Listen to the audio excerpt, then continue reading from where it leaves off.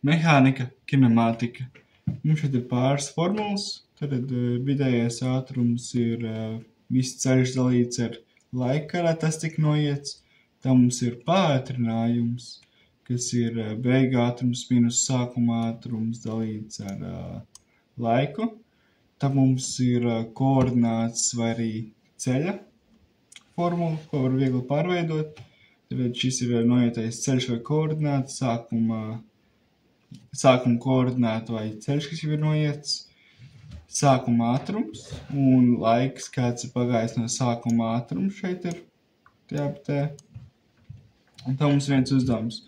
Velosipēds 4 km nobrauc ar ātrumu 12 km/h pēc 40 minūtēm labo velosipēdu. 40 minūtes labo velosipēdu, bet atlikušos 8 km nobrauc ar ātrumu 8 km/h aprēķina kustības vidējo ātrumu visā ceļā. Ja mums ir dots pirmais ceļš 4 km, tā mums ir arī ātrums dots 12 km/h. Laiks ir dots, kāds viņš stāvējis. Tas ir 40 minūtes. Un tā mums ir arī trešais posms, tā teikt.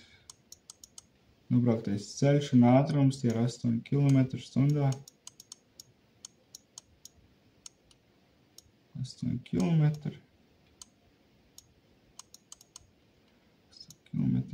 Mums ir jāuzzina ātrums. Kāds ir vidējais ātrums? Mēs izmantojam pirmo formulu, kas ir V, vienāds ar ceļš dalīts ar laiku. Mums ir jāuzzina viss kopējais laiks vispirms, tāpēc mēs pārveidojam šo formulu, kad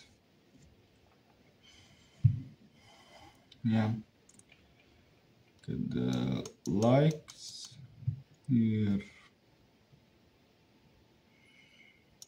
ceļš dalīts ar ātrumu. Es jau pierakstīju, bet labi ir, šeit būtu 8, tas ir ātrums, un šeit tas būtu, ka tās ir 1/3, tā ir 1/3 stunda. Laika šajam posmam būs 8 līdz ar 8, kas ir vienkārši 1 stunda. Un tad kopējais laiks.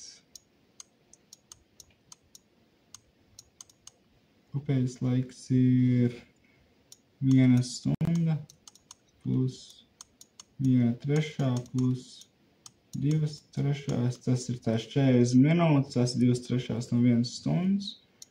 Tas ir vienkārši 2 stundas. Un kopējais ceļš mums ir zināms. Tas ir 4 plus 8, tie ir 12 km.